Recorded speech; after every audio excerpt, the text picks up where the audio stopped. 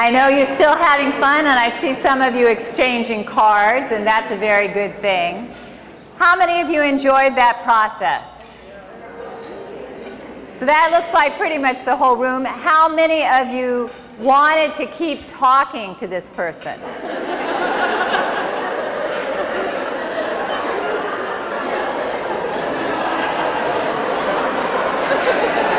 How many of you found that you had a fair amount in common with this other person?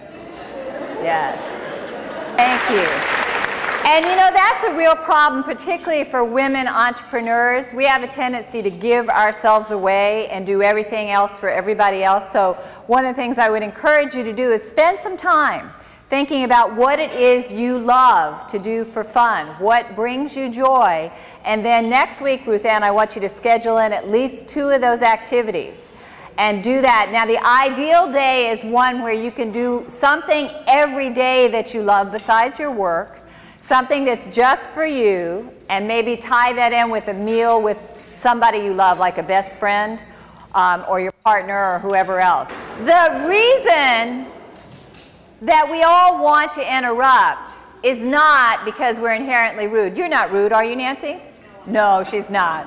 I know that. It's because we're all wanting to be sure we get to say what we want to say, right? And in this exercise, you had the opportunity to each talk and then have a conversation.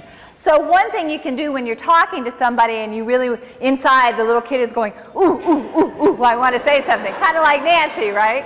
When that's happening, you can make some notes so that you can go back to them when there is an actual pause or lull. You look like you had another thing to say. I do.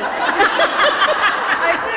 Why am I not surprised? Well, because this is all part of how when I speak to my customers and they're telling me something, I show a personal interest. So when they're at a certain point in telling me something, I'm letting them know I'm listening by commenting on what they're telling me. That's what my difficult thing was. Isn't that great? That's wonderful. Give her a round of applause again, please. And that is my whole point in having us do this exercise. The best way to bond with your customers is to find out not only about the person that they're sending a basket to, but about them.